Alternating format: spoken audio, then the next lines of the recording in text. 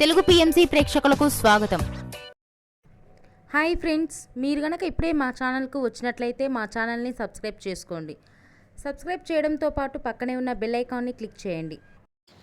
G తెలుగులో ప్రసారమవుతున్న serial Trinayani.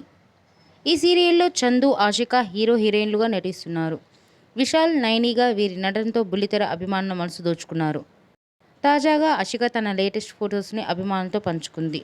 ఆ ఫొటోస్ని మనం కూడా చూసేద్దాం.